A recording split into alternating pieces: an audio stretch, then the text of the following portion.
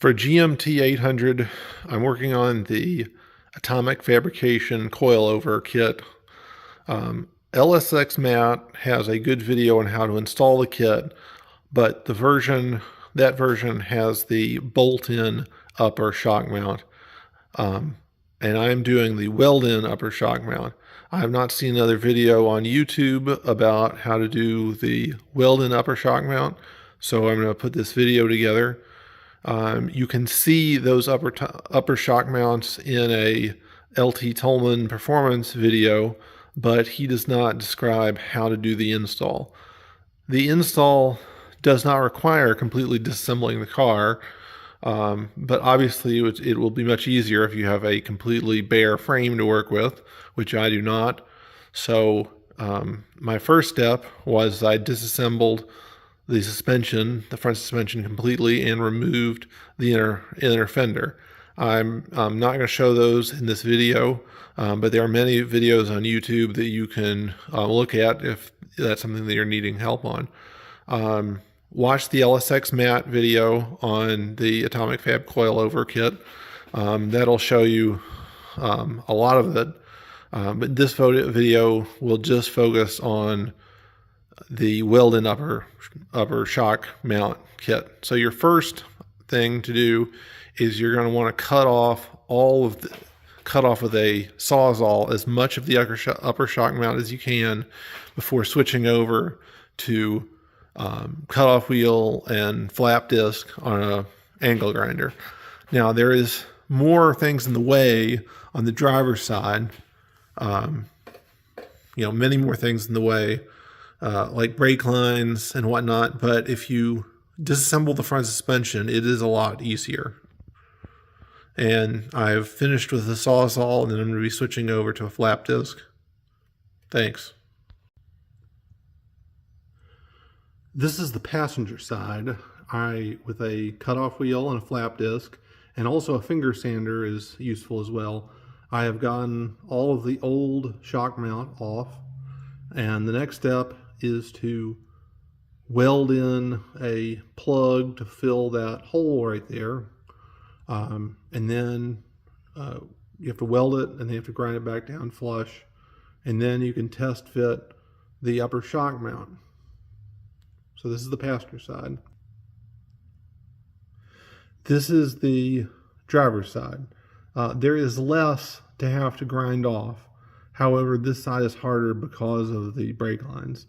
If you pull them up kind of out of the way, you can get to all of what you need to get to and get it all smoothed up so that you can test fit the shock mount. I finished welding in the plug, ground the welds down, painted it or primed it with weld through primer, and the next step is to reinstall the upper and lower control arms and reinstall the suspension temporarily to test fit where the upper shock mount should be mounted. And then in the next step, I'll show you where I've tacked it in, and then I'll take the upper and lower suspension back off again so that I can do the final welding on the upper shock mount. The driver's side doesn't require any welding at this point because there was no plug to put in. It's just prime it with weld through primer, and then I'll also on the driver's side be putting the upper and lower control arms back in and putting the suspension back in temporarily so I can test fit the upper shock mount.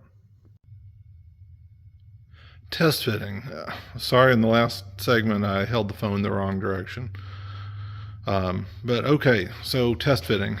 The half shaft does not need to be in place. It's not a concern on fitment, so you can leave that out. Also, on the bottom mount for the shock, you're going to want that spaced over as far forward into the middle as you can. For setting up the upper shock mounts, you're going to want the suspension full droop. You're going to want both of the upper shock mounts where they're all the way back, and you're going to want the upper shock mount adjustment adjusted all the way down. This is the maximum tightness between your coilover and the upper control arm. That's with the upper control arm bracket all the way down, the upper control arm adjustments all the way in, and the suspension at full droop. If you can place you want to place the bracket, the upper coilover bracket, to make the coilover as vertical as possible.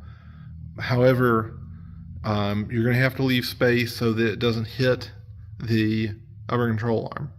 And if you make it where it almost touches but doesn't touch, in the scenario that I was telling you, once you're at ride height, everything will be spaced more away and you won't have a problem. All right, the next thing I'll show you is where I've tacked the control bracket on, or the coilover upper bracket on, and I'll have taken all the suspension back off again so that I can go through and weld everything together. All right, bye. All right, I got everything welded up and painted, and if your vehicle has rear air conditioning, you will end up needing to bend the air conditioning hose out of the way so that it doesn't interfere. And also, you've kind of got to figure out how you're going to route your brake lines, which I got them at least out of the way, but I haven't finished figuring out how I'm going to route them. And I'll give you an update once I get further along. Thanks.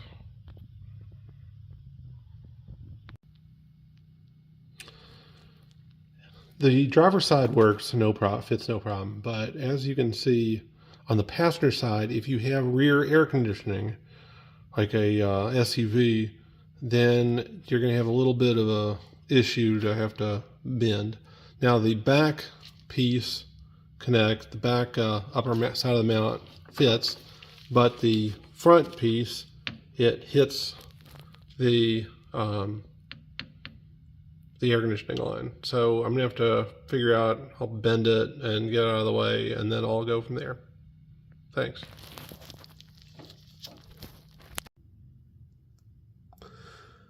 Actually, the low pressure line going into the compressor will twist just enough that you can twist it like a quarter of an inch out of the way and be able to put in the upright for the shock.